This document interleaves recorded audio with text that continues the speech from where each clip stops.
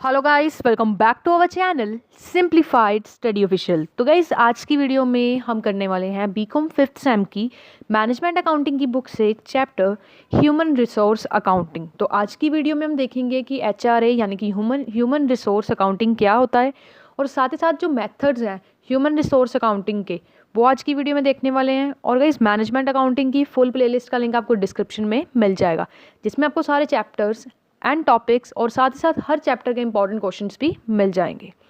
So guys, video को start करने से पहले जो ये चैप्टर है ह्यूमन रिसोर्स अकाउंटिंग, ये वेरी इंपॉर्टेंट है फॉर द लॉन्ग 15 मार्क्स का जो क्वेश्चन आता है इस चैप्टर में के लिए काफ़ी ज़्यादा इंपॉर्टेंट है। तो आज इस चैप्टर को हम अच्छी तरीके से करने वाले हैं। So without wasting our time, let's start the video. तो सबसे पहले गाइस, इस चैप्टर में से आपको क्वेश्चन आया हुआ है, right short note on human resource accounting 2014 and 17 में। उसके बाद define human resource accounting 2004, 7, 9 and 12 में।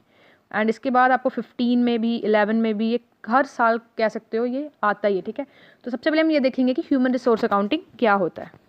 अब गाइस, जो हम फाइनेंशियल स्टेटमेंट्स बनाते हैं, जिससे हमें फाइनेंशियल पोजीशन पता चलती है हमारी फर्म या हमारी कंपनी की, ठीक है। अब जो हम वो फाइनेंशियल स्टेटमेंट्स बनाते हैं किसी भी ऑर्गेनाइजेशन की या फिर फर्म की, उसमें गाइस हम बेसिकली क्या क्या चीज़ें लेते हैं। इन्वेस्टमेंट जो हम कर रहे हैं एसेट्स में, like building, plant, machinery, furniture हो गया, स्टॉक हो गया, कि हम इनमें कितना पैसा लगा रहे हैं और उससे हमें क्या अर्निंग हो रही है। बेसिकली हम फाइनेंशियल स्टेटमेंट्स में यही देखते हैं। बट जो नॉलेज है, स्किल है, जो पर्सन्स हमारे फर्म में, ऑर्गेनाइजेशन में वर्क कर रहे हैं, वो ज़्यादा हमारे लिए रियल एंड इम्पोर्टेंट एसेट है हमारी ऑर्गेनाइजेशन के लिए, जिसे हम यूजली क्या करते हैं, इग्नोर करते हैं। इसलिए जो गाइस ह्यूमन रिसोर्सेज, हम उसे अच्छी तरीके से वैल्यू नहीं कर पाते हैं एज एन एसेट, और उसे अच्छी तरीके से हम नहीं देख पाते कि हाँ, हमें ट्रेनिंग पे खर्चा करना चाहिए, कितना करना चाहिए, रिक्रूटमेंट में क्या करना चाहिए। तो ये चीज़ें बेसिकली हम क्या करते हैं, इग्नोर करते हैं। तो गाइस, अगर हमारी ऑर्गेनाइजेशन में, हमारी फर्म में अच्छे पर्सन नहीं होंगे, कॉम्पिटेंट पीपल नहीं होंगे, एम्प्लॉयज़ अच्छे नहीं होंगे, तो हमारी जो फर्म है या ऑर्गेनाइजेशन है वो सर्वाइव नहीं कर पाएगी लॉन्ग टर्म के लिए। और अगर हमारी ऑर्गेनाइजेशन में कॉम्पिटेंट अच्छे पर्सनस हैं, नॉलेजफुल पर्सनस हैं, स्किलफुल पर्सनस हैं, तो वो चाहे एडवर्स जितनी भी ख़राब कंडीशन क्यों ना हो, वो हमारी जो फर्म है उससे सक्सेस तक लेके जाने में काफ़ी ज़्यादा इंपॉर्टेंट रोल प्ले करते हैं। तो इसीलिए ह्यूमन रिसोर्स अकाउंटिंग इंट्रोड्यूस की गई, क्योंकि ह्यूमन रिसोर्स एक काफ़ी ज़्यादा वैल्यूएबल एसेट है हमारी ऑर्गेनाइजेशन के लिए, हमारी फर्म के लिए, जिसमें हम बेसिकली ह्यूमन रिसोर्स अकाउंटिंग में गाइस क्या करते हैं, हम अकाउंटिंग करते हैं जैसे हम जितना पैसा या फिर कितनी हमने इन्वेस्टमेंट की है हमारे एम्प्लॉयज़ में, पीपल में, उनकी रिप्लेसमेंट कॉस्ट में, क्या उनकी इकोनॉमिकल वैल्यू है पीपल की ऑर्गेनाइजेशन में। तो गाइस, बेसिकली एचआरए में यानी कि ह्यूमन रिसोर्स अकाउंटिंग में हम एक अकाउंटिंग कॉन्सेप्ट है जिसमें हम क्या करते हैं, पर्सोनल मैनेजमेंट का यूज़ करते हैं। हमारे जो अकाउंटिंग कॉन्सेप्ट हैं उसे पर्सोनल मैनेजमेंट में यूज़ करते हैं, ताकि हमें रियल जो एसेट हैं यानी कि ह्यूमन रिसोर्स वो है, उनके बारे में सब कुछ पता चल सके, कैसे सिलेक्शन करनी चाहिए, कितना पैसा हमें सिलेक्शन के लिए खर्च करना है, कितना ट्रेनिंग के लिए खर्च करना है, ट्रेनिंग की ज़रूरत है या नहीं है। तो ये सारी चीज़ें हम किस में देखते हैं, ह्यूमन रिसोर्स अकाउंटिंग में। तो वैसे ह्यूमन रिसोर्स अकाउंटिंग एक ऐसा प्रोसेस है जिसमें हम आइडेंटिफाई करते हैं, मेज़र करते हैं जो ह्यूमन रिसोर्स का डाटा है, और जो ये डाटा है हम किन को देते हैं, हमारी मैनेजमेंट को देते हैं, ताकि वो क्या कर सकें, कह सकते हो कि इम्पोर्टेंट जो भी फैसले हैं, प्लानिंग है, वो ह्यूमन रिसोर्स अकाउंटिंग को अपने नज़र में रख के वो चीज़ कर सकें। तो ह्यूमन रिसोर्स अकाउंटिंग में हम ये देखते हैं कि जो हमारा ह्यूमन रिसोर्स है, हमारा वैल्यूएबल एसेट है, उनको हम मेज़र करते हैं, रिकॉर्ड करते हैं, उनकी क्या वैल्यू है बुक्स ऑफ अकाउंट में, एंड जो इन्फॉर्मेशन है ह्यूमन रिसोर्स के रिलेटेड हम इंटरेस्टेड पार्टी को प्रोवाइड करते हैं।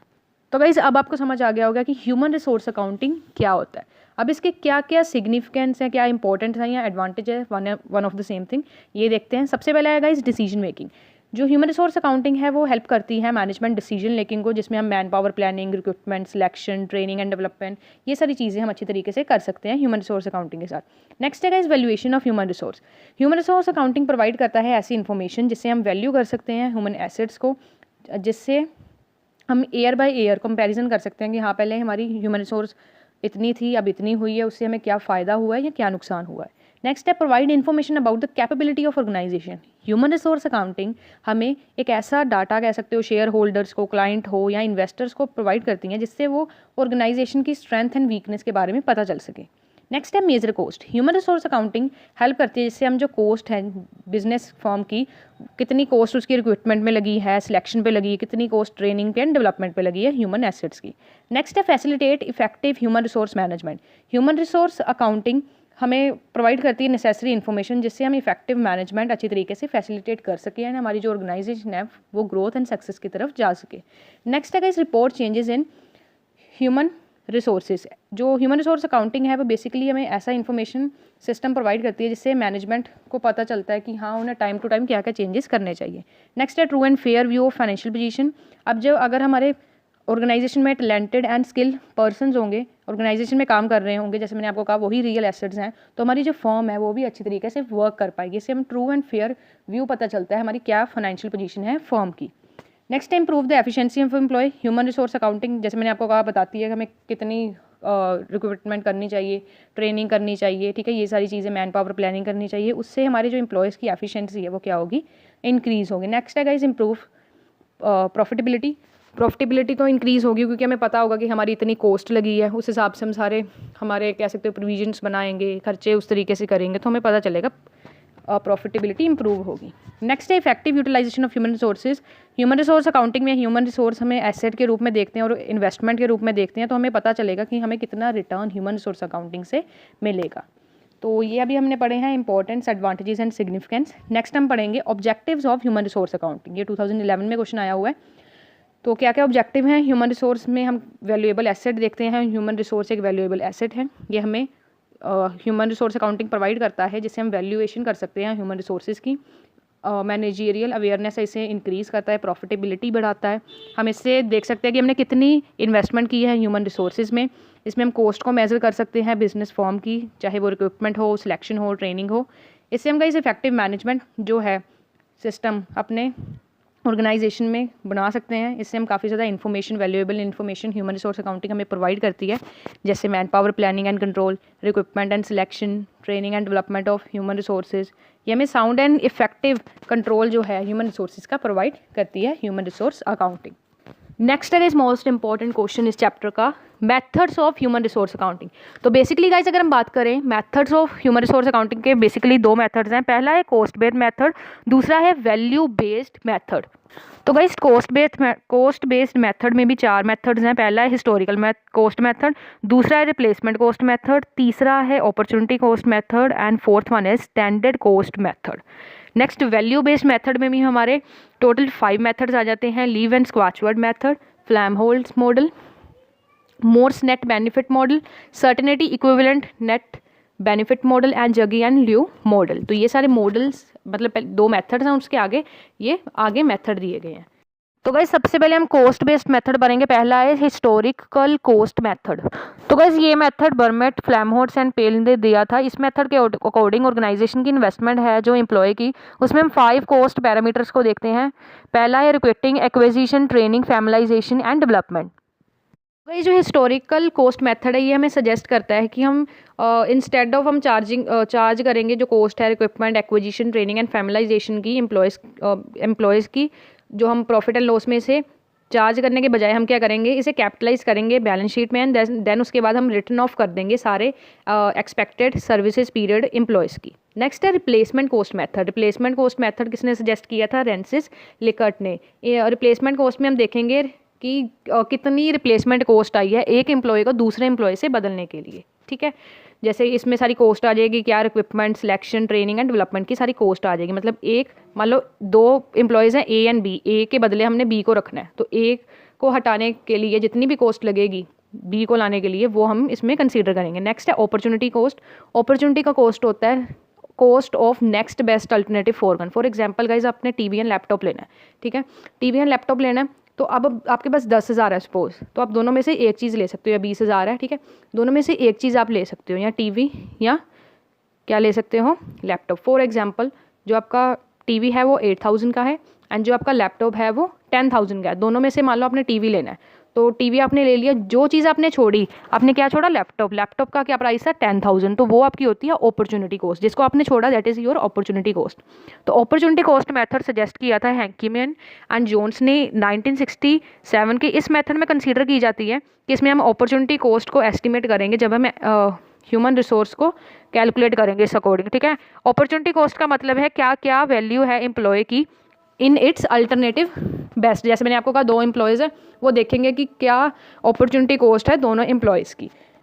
तो गाइस इस मेथड की बेसिकली कह सकते हो डिफ़िकल्टी ये थी कि हमें अच्छे तरीके से हम कैलकुलेट नहीं कर सकते कि क्या अपॉर्चुनिटी कॉस्ट होगी ह्यूमन रिसोर्सेज की। अब हम टीवी, लैपटॉप, ऐसी सारी चीज़ों की, एसेट की तो देख सकते हैं, बट किसी ह्यूमन की अपॉर्चुनिटी कॉस्ट को कैलकुलेट करना इट्स टू डिफिकल्ट।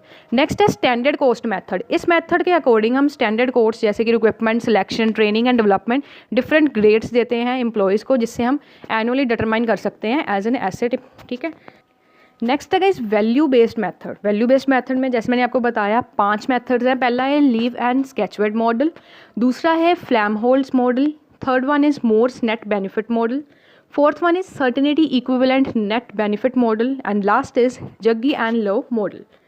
सबसे पहला है लीव एंड स्केचवेड मॉडल जो 1971 में इंट्रोड्यूस किया गया था। इस मॉडल के अंडर जो वैल्यू है ह्यूमन रिसोर्सेज की, हम उसे कैसे डिटरमाइन करते हैं। प्रेजेंट वैल्यू है जो किसी भी एम्प्लॉय की, प्रेजेंट वैल्यू को हम एस्टिमेट कर लेते हैं कि अगर मान लो प्रेजेंट वैल्यू इस ह्यूमन रिसोर्स की इतनी है तो फ्यूचर में भी इतनी अर्निंग होगी। इसके लिए हम एक फॉर्मूला लगाते हैं, आप नीचे देख सकते हो, जिसमें V R is equal to summation T is equal to R I T divide by 1 + R T minus R. तो वी आर आपका human capital value of employ, R years old है, आई टी आपका annual earning है, T retirement age है and R है आपका present age and big R है आपका डिस्काउंट रेट। तो ये सर आप लर्न कर लेना। नेक्स्ट है इस फ्लैम होल्स मॉडल। इस मॉडल के अकॉर्डिंग जो वैल्यू है ह्यूमन रिसोर्सेज की हम कैसे डिटरमाइन करते हैं, जो उसकी प्रेजेंट वैल्यू है ना सर्विसेज की, उससे हम एज अ फ्यूचर लेके चलते हैं। मान लो अगर प्रेजेंट वैल्यू ह्यूमन रिसोर्स की 10,000 है, उससे हम सोच के चलेंगे कि ये 10,000 ही हमें आने वाले फ्यूचर में इतनी ही हमें अर्निंग होने वाली है। ठीक है, तो गाइस इस मॉडल में कुछ स्टेप्स हैं। पहला है एस्टिमेट करेंगे कि कितनी पीरियड के लिए हम एस्टिमेट कर लेंगे कि ये पर्सन मान लो 10 साल काम कर सकता है। ठीक है, उसके बाद उसकी क्या क्या पोजीशन चेंजेस हो सकती हैं वो हम एस्टिमेट कर लेंगे, कितने पीरियड के लिए वो काम करेगा, क्या पॉसिबल पोजीशंस होंगी, ये सारी कर लेंगे। उसके बाद एक्सपेक्टेड सर्विस हम कैलकुलेट करेंगे, जो नीचे आपको फॉर्मूला गिवन है ना, ई एस सबेशन N I is equal to I S I P S I. ठीक है, ये सारा फॉर्मूला इससे हम करेंगे। उसके बाद मॉनेटरी इक्विवेलेंट वैल्यू निकालेंगे, क्या एक्सपेक्टेड फ्यूचर सर्विसेज वो पर्सन हमें देने वाला है। उसके बाद हम ह्यूमन कैपिटल क्या करेंगे उसके अकॉर्डिंग कैलकुलेट करेंगे। नेक्स्ट है guys Morse net benefit method. इस मेथड के अकॉर्डिंग क्या है, जो वैल्यू है ह्यूमन रिसोर्स की वो हम किसके इक्वल रखेंगे, जो प्रेजेंट वैल्यू है। जिससे मान लो अगर कोई ह्यूमन रिसोर्स है, कोई पर्सन है, उसे हम 10,000 रुपया सैलरी दे रहे हैं, उससे हमें 20,000 रुपये की अर्निंग हो रही है, तो हम वही सोचेंगे कि 20,000 रुपये की अर्निंग यही हमें फ्यूचर में एक्सपेक्टेड होगा। मतलब इसमें जो ग्रोस वैल्यू है सर्विसेज की वो डिपेंड करती है कॉस्ट एंड नेट बेनिफिट पे। नेक्स्ट है certainty equivalent net benefit model. ये जो मॉडल है इसे सजेस्ट किया था पैंकिन ऑर्गन ने 1976 में, एंड ये कह सकते हो जो पिछला हमने मॉडल पढ़ा है नेट बेनिफिट मॉडल, उसका ही एक्सटेंशन है। अकॉर्डिंग टू इस अप्रोच के अकॉर्डिंग जो नेट बेनिफिट है फ्यूचर का वो हम क्या करेंगे, उसे हम क्या करेंगे एज अ अकाउंट लेंगे। मतलब जब जो हमें नेट बेनिफिट जो मिल रहा है, ठीक है, नेट बेनिफिट जो हमें फ्यूचर में मिलेगा, जो हमने पिछले मॉडल में निकाला है, उसे हम फ्यूचर के लिए यूज़ करेंगे। तो टोटल जो वैल्यू है ह्यूमन रिसोर्स की हम किस तरीके से निकालेंगे, net benefit from each employ into certainty factor eight which these benefits will be available. Last है जगी एंड लियो मॉडल। तो गाइस ये मॉडल हमें बताता है वैल्यूएशन जो है ह्यूमन रिसोर्सेज की, उससे हम ग्रुप में करने के बजाय इंडिविजुअल बेसिस पे करेंगे। मतलब अलग अलग एम्प्लॉय पे हम ये मेथड यूज़ करेंगे। और ग्रुप का मतलब यहाँ पे क्या है, होमोजीनियस। मतलब जो एम्प्लॉयज़ हैं वो एक ही कह सकते हो एक ही जगह पे काम कर रहे हैं, एक ही तरह का काम कर रहे हैं, उनको ग्रुप्स में नहीं बांटेंगे, अलग अलग उनको मतलब कह सकते हो एज अ अलग अलग ह्यूमन रिसोर्स हम मानेंगे। तो गाइस ये था आपका chapter human resource accounting. Hope so आपको वीडियो अच्छी लगी होगी। एंड मैनेजमेंट अकाउंटिंग की फुल प्लेलिस्ट का लिंक डिस्क्रिप्शन में है। एंड आज की वीडियो में इतना ही। So meet you soon in the next video with the next topic. Thanks for watching this video guys and don't forget to like, subscribe and share my channel for more videos like this.